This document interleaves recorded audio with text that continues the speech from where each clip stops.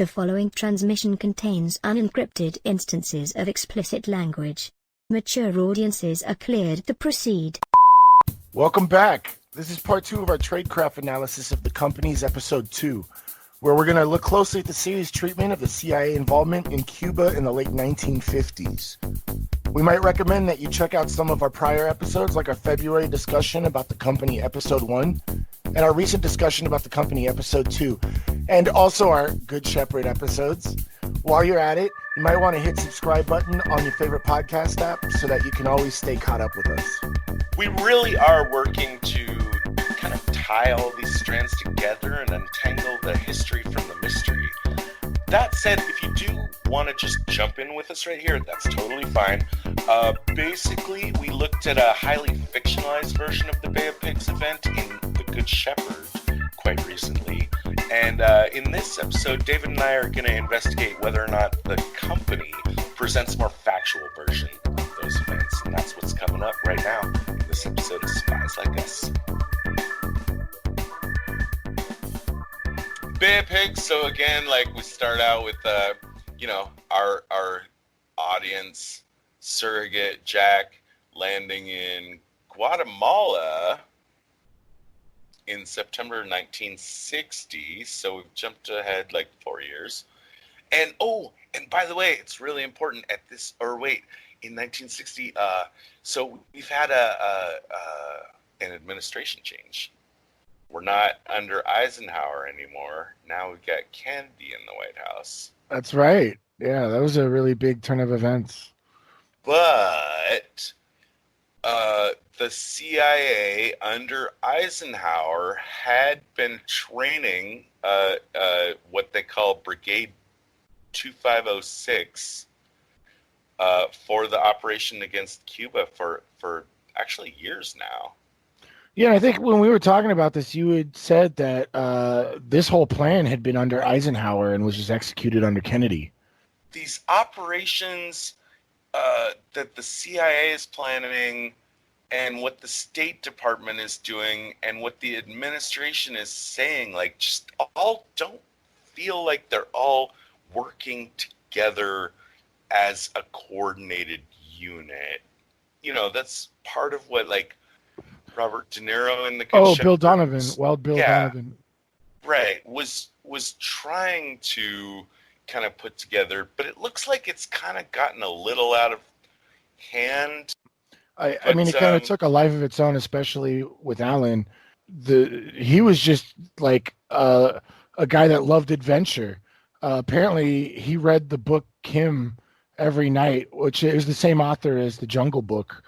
And like he was completely enthralled by the idea of intelligence. So he took it to a whole nother level, from what I understand, than what was originally planned. We have Jack being sent into Cuba to train, Brigade 2506.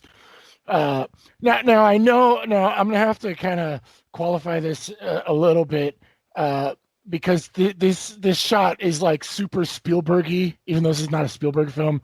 It's definitely feel good, like, we're gonna, do the right thing.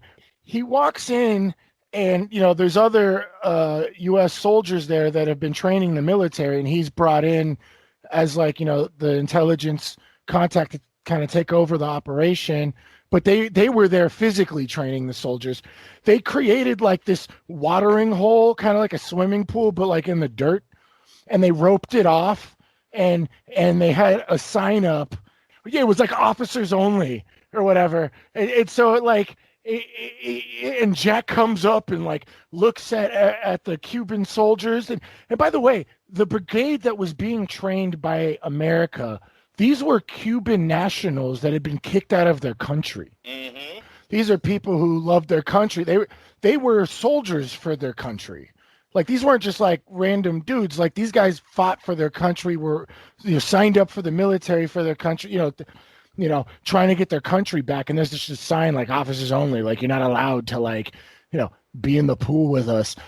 So Jack comes up and pulls off the sign and like, breaks it over his knee, and he's like, like, so the shot is very like, it feels like, those movies where it's like, that guy is going to come and, change everything and blah, blah, blah. And that's what it really feels like. But why this is my number one best tradecraft. I'm all ears. Yeah.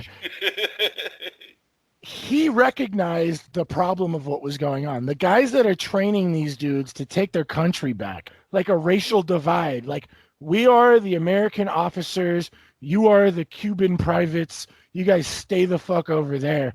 And basically, Jack saw the problem that this was going to create as far as morale goes within the ranks. I agree. Okay. I agree it's a good move. I agree it's plus 5 points. Best, history will judge you. I give you Kritsky doing this master, like, triple play, fuck with you, fucking masterful plan in the very seat of the CIA headquarters, and you've got Jack removing a no swimming sign. Look, the Kritsky move was great. I'm not saying it doesn't deserve number one.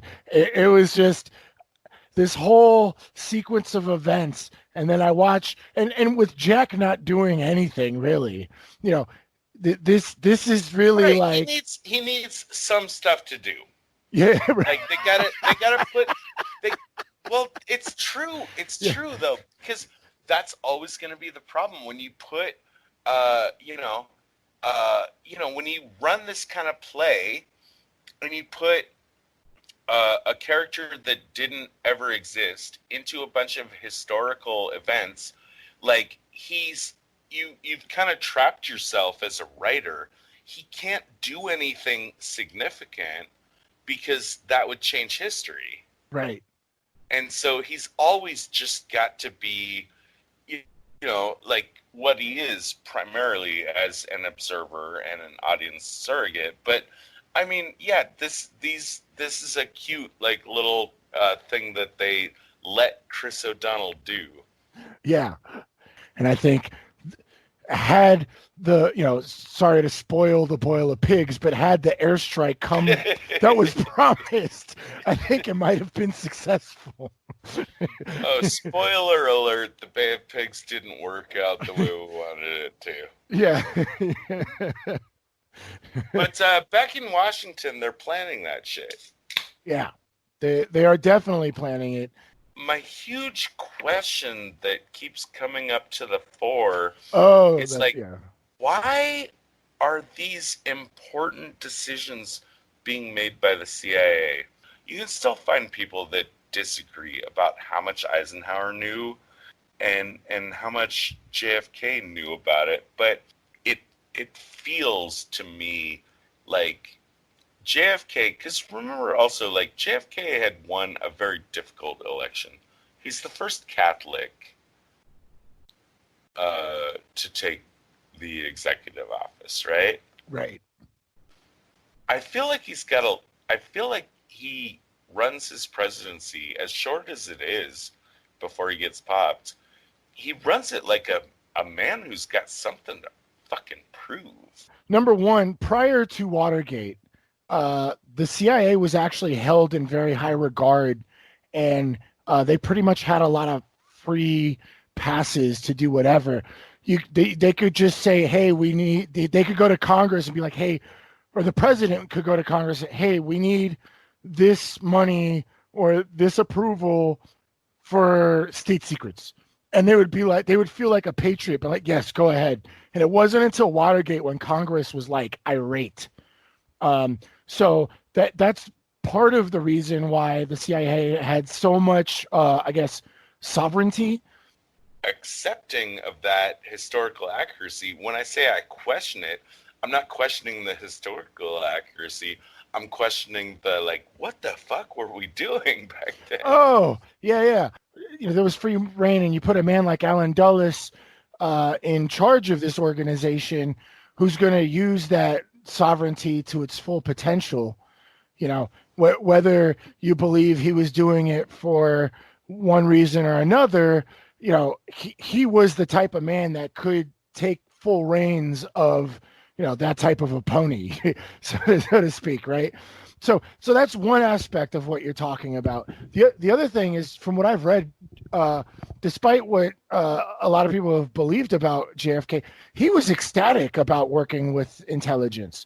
So prior to Watergate, there was no internet intelligence community. It was literally just the executive branch is in charge of intelligence, and so JFK was like super like into the idea of working with the CIA and whatever they wanted to do. So the idea that this plan had been, cooking under Eisenhower and wasn't executed, then JFK comes in. He probably saw that and was like, "Oh yeah, let's go." But on a public scene, the U.S., and this was discussed in the movie, the U.S. couldn't be implicated in anything and was not going to take any overt action, which is primarily why the airstrike never came. But from what I've read, JFK was like really excited to work with them. Like he was like super into it. So Yeah, I think, believe that. I believe that, and that goes to my point of like him coming into the administration and wanting to, wave his big dick around, and I really feel this, because they launched Bay of Pigs very soon after JFK comes into office. It's in the first year at least. And I think, he came in and said, I'm not gonna try to do a weird Boston fuck. I just almost but it happened in April of '61, and JFK was elected in '61, wasn't he? So it was super quick. Right, it's super quick. I think he wanted to establish really fast, like, I am the new face of anti-communism. Get me a win. And when the CIA came to him and said, "Oh, by the way, we got this plan that we've been working on for like 5 years, and it's ready to go," I'm sure he looked at that and said, he just fucking creamed his jeans and said, Yeah. like, "Oh my God, give me that. Yeah. Get Castro." Yeah. That's a huge political win for him. That establishes him as the no nonsense, fuck you, Russia president, Right. which I believe he wanted. And Bobby Kennedy, his brother, and they were very tight, said later, it was never officially said, but that from day one, getting rid of Castro was their number one objective. They wouldn't have said that in public because that would be stupid. Yeah, right. As we know, it didn't work out well, and we know that Kennedy made a lot of really good moves to make sure that Bay of Pigs, I'll give him this absolutely as credit. The man learned from his mistakes, and he immediately made changes to make sure that these kind of mistakes would not be made in the future. You've heard of the PDB, the Presidential Daily Briefing? Right. The Presidential Daily Briefing is instituted in 1961, 2 months after Bay of Pigs. So it's clear that Kennedy said, okay, hold on. In the future, instead of you guys in the CIA doing all your work in secret and doing all your stuff and making all your plans, and then eventually come up to me, bring it up the chain to a decision where I need to make a yes or no decision, go or no go. Instead, in the future, maybe I should know everything you're doing every fucking day. Yeah. So that when I have to make these hard decisions, I'm actually read in on everything you're doing. And that's, he did that. That's the origin of the PDB. Except the problem is, in this movie, the guy doing the PDB is Kritsky. Right. which yeah, Yeah. which is amazing. Hmm. We see a news report that says like Washington has decided that Castro must go. I don't think that that's accurate.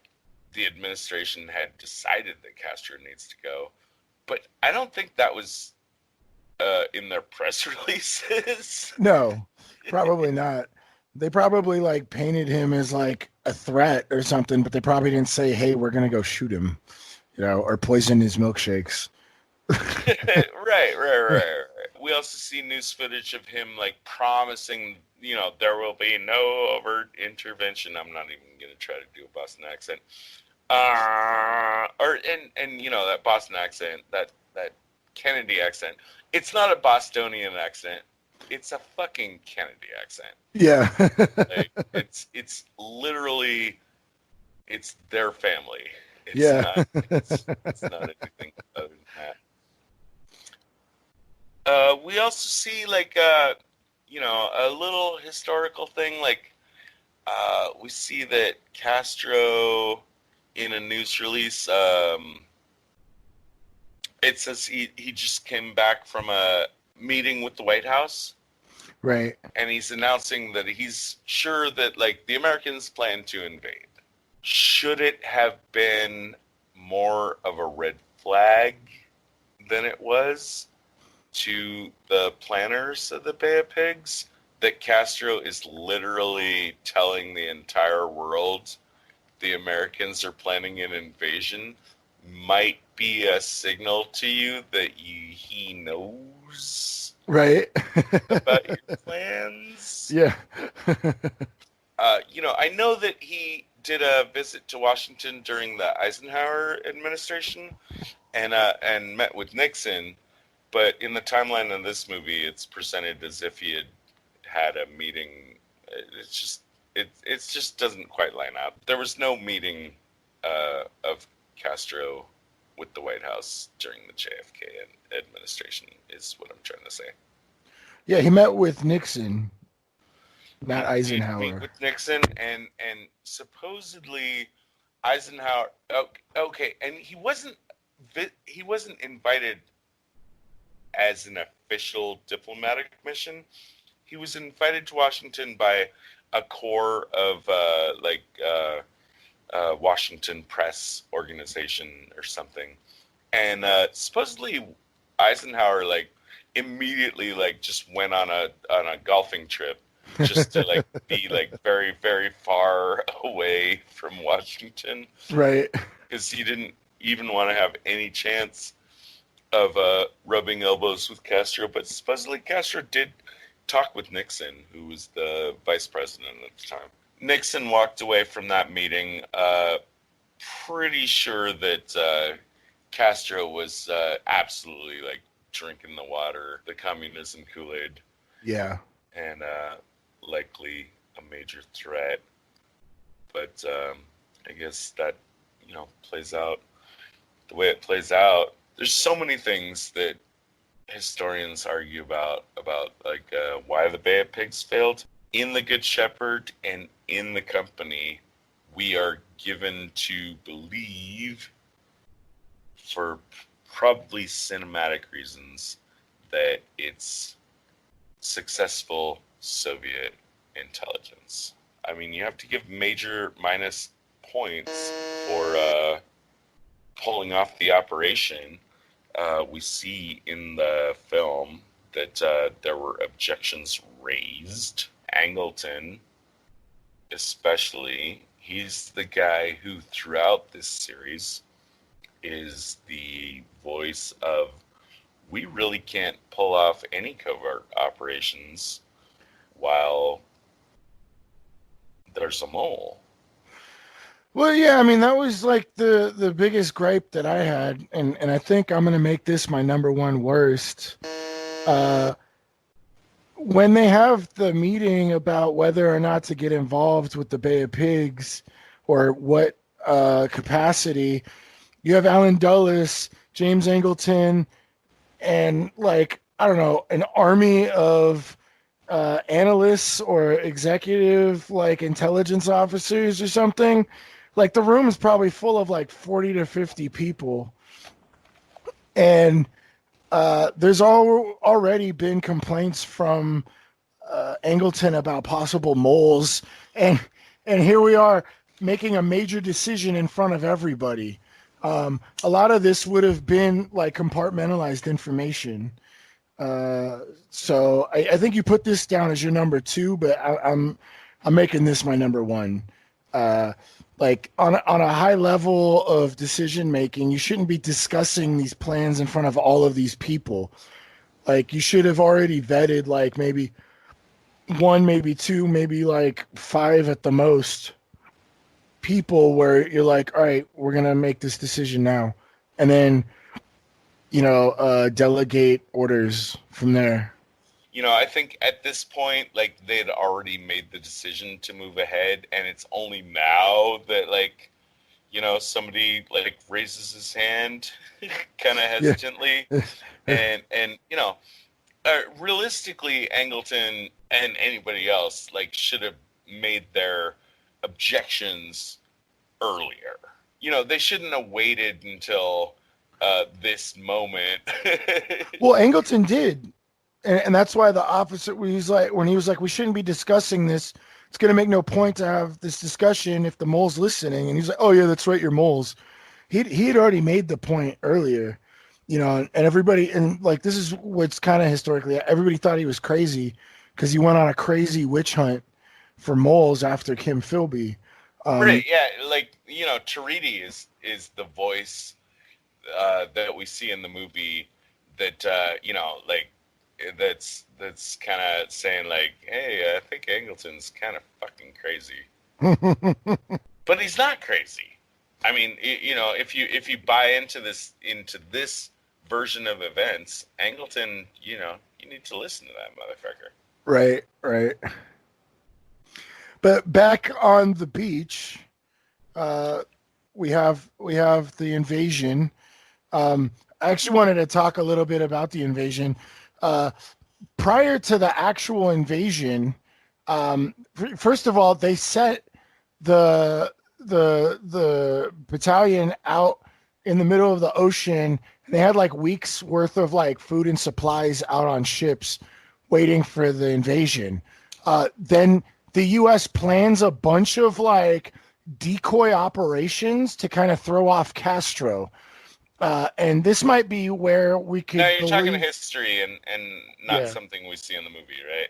Right. No, we on from the office setting, we move right to the invasion. But I wanted to discuss a little bit of the history, like, and this might be some reasons to support that there would have been Russian espionage that foiled the Bay of Pigs, because the U.S. flat out threw out a bunch of decoy operations. So they sent the invading force out in the ocean waiting, and they camouflaged them or whatever, however you would do that, and gave them weeks worth of food and supplies just in case. Then we planned an air attack, or no, there was like a diversionary landing near Baracoa, which is in the Orient province, and then there were like these fake flights, and there was like bombings and stuff. There was even a plan to have a sonic boom go off somewhere that would break out windows and stuff. Like there was like all these planned decoys. Then like a fake war started and stuff like that. And then the invasion was pulled in. Like I think it was, I didn't even realize that all this stuff had happened prior to the invasion. So I just wanted to point out that there was a lot of stuff put into this invasion. And so that might actually support the idea that there was Russian,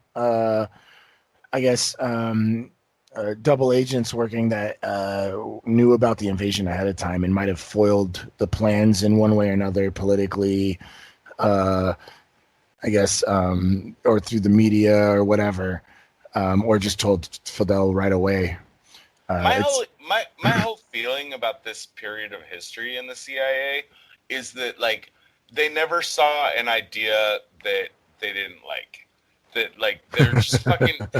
You know what I'm saying? Like it just seems like they're fucking just throwing everything into the kitchen sink, and saying like, oh, like any idea, like, oh yeah, let's do that, let's do that, let's do that, let's do these three things, and a lot of these plans that they had were foiled by the fact that, you know, Castro's secret police were fucking on point, and they had a shit ton of counterintelligence people that were feeding bad information to the people that were trying to put on the ground.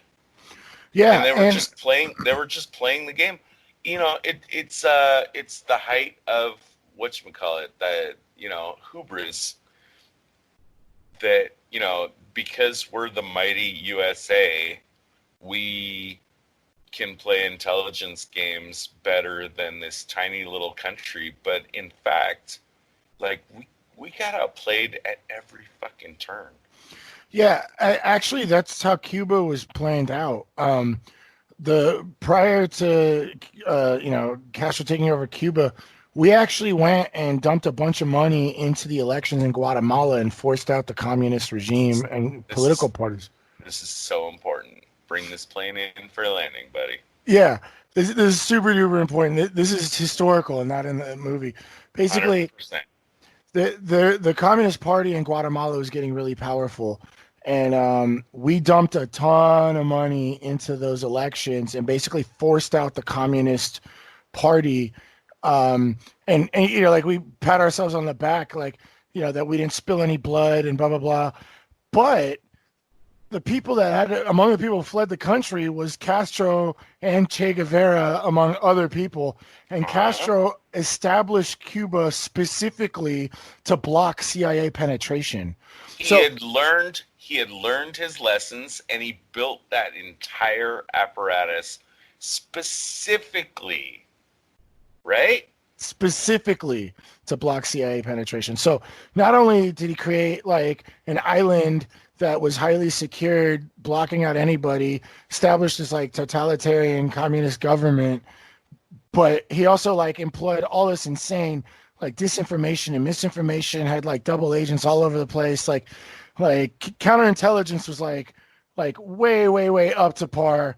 And, you know, that goes back to your point that, you know, we're just the big bad dog on the street, and like this little tiny island is not going to mess with us.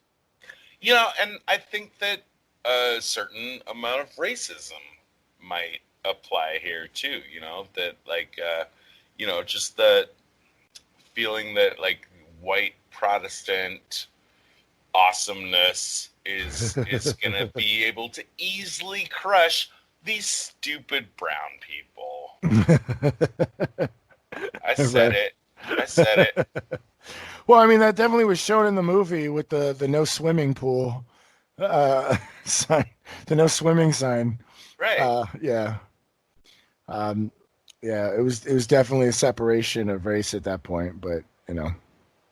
Did you have anything else to say about Bay of Pigs? Well, no, I think you had one of your number two best was On the Ground. Right. Yeah. Yeah. When, you know, the Bay of Pigs whole situation is falling apart, and, you know, Jack has made a connection with his Cuban counter-revolutionary leader. Right.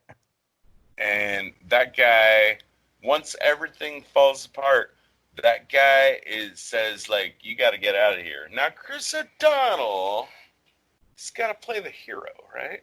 Right, exactly. He's got to be like, no, I'm going to stand with you guys. Yeah. And this guy's like, no, you need to get the fuck out of here. And he whips out his pistol, points it straight at COD's head, and says, I will fucking shoot you if you don't jump into that surf and get the fuck out of here. Because one thing that we cannot have happen is for anybody to know that you were involved. Yep. I think that's good tradecraft. I think it's a good one. That's a good, bold move, and it's the right move. Yeah. Agents, please report for debriefing on this operation. The director will see you now. I really enjoyed watching this again. I think I've seen it twice before we decided to even do the company on the podcast. I had a lot of fun with it, watching things, especially like kind of looking back into the history. But I still feel the same way that we did about Company Episode 1. There's a lot of like moments, where the production quality wasn't exciting or the dialogue wasn't that exciting. So I'm gonna give it a solid 3. I definitely would recommend to watch it, but I don't think it's like super, super, super like put together like as far as production value. Sure, and you're sticking with a 3, which is also what you had given episode 1 of the company. Back then, I went with a 2.5 because I was disappointed in what I suspect might have been a little editing failure in messing up the story. But this one, I didn't find that problem at all, so I'm happy to meet you with a 3 as well. Yeah, it's definitely a solid 3. What about your tradecraft? I had to do a little bit of thinking to get to my best tradecraft number 3. But when on rewatching, it does make sense that if you buy into the idea that Wisner was a proponent of American intervention, it would make sense for him to send Jack in to delay the revolt because he knew, Wisner, that is, knew that he didn't yet have full support in Washington. So I think that's my reasoning for my number 3 best tradecraft. My number 2 best tradecraft is where after Bay of Pigs failed, Cuban rebel guy, says like, Jack, you need to get out of here. There needs to be no American involvement whatsoever, and I will shoot you myself. And my number 1 best, it's Kritsky that floats the idea out there that maybe the Americans don't need to involve themselves in Hungary if they can make the Soviets think that the Americans will get involved.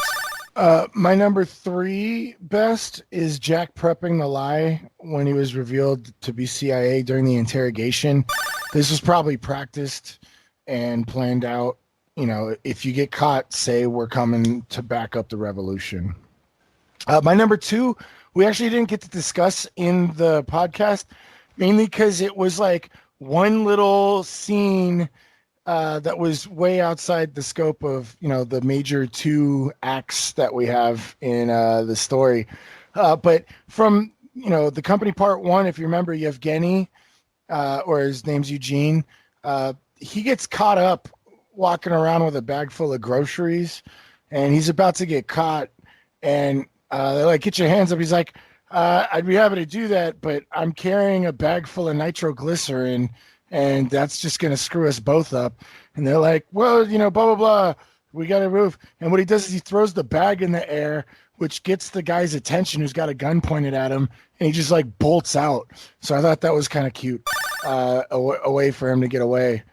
But my number 1, which I know Todd is not a fan of, but was Jack removing the officers only, like no swimming sign. What about your worst, Todd? When the Hungarians are, they've got the AVH on the ropes, and you've got that one dude that is promising he has information about the mole that would solve this entire problem. He pitches it to his Hungarian revolutionary friend as this will be an asset for the CIA. That's a mistake. Right. It really should have been pitched as this guy has information that will promote your cause. Pitching it as oh, it'll be valuable to me doesn't really help in this situation where me hasn't really helped you at all. Right. My number, right? My number 2 worst. I'll just pitch it at Bissell should have listened to Angleton, and easy. Number 1 worst tradecraft. Jack, you know the AVH is onto you in Hungary, and you're just like, la la la la. I'll just fucking cross the bridge and let them grab you. Fuck you, Jack. My number 3 worst was sending Jack in alone. I'm always gonna harp on having a team. It's a really bad idea to not have a team, and especially not to a place like that that's a little unstable. My number 2 was Todd's number 1. You know, Jack just hanging out in the open, taking like his time brooding over a bridge when he knows the AVH are on him and are trying to catch him. And then my number 1 worst was having this enormous meeting to talk about whether or not to have a covert invasion of the Bay of Pigs. Especially when there's been talks about possible moles. That type of information should have been compartmentalized and probably only known to like a handful of people. So yeah. And now redactions. This could be a short discussion. Redaction again. Its lower number is the most realistic, means that this film has not been redacted, isn't filled with a bunch of lines that have been crossed out with black ink. And a high number means something that is more or less just fantasy. We gave the first episode a 1.5. That's our starting bid. What do you say, Dave? I think a 1.5 is a good place to keep this at. I don't think it's more realistic than some other things, and I don't think it's less realistic than other things that we've given like a 2. There's still some holes in accuracy or historical standpoint, so I think a 1.5 is a good place to be at, because a lot of the situations are very realistic, and a lot of them might have been fudged a little bit. I'm with you. They're sticking with a certain tone and a certain devotion to accuracy.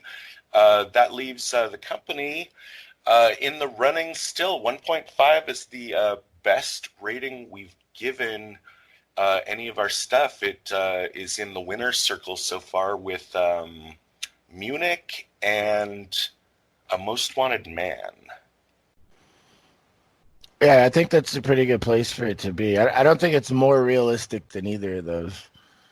Right. Well, I think the thing is that the reason it shares that spot with Munich is because both Munich and the company are tackling history and maybe playing a little bit around with it, whereas The Most Wanted Man kind of is free to be just a piece of fiction, but it fits so perfectly, and all the spycraft in it is just like unassailable.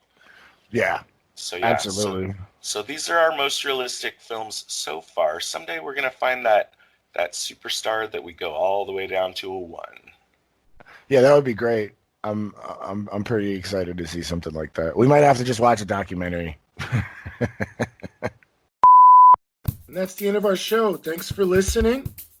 If you'd like to reach out to us, you can find us on Twitter at spies_like_us. Visit us on our website at www.spieslikeus.net. You're going to find out about upcoming episodes. Also, what will really help us out is if you give us a review on wherever you found our podcast, either on iTunes or your Android app or YouTube or wherever you listen to us.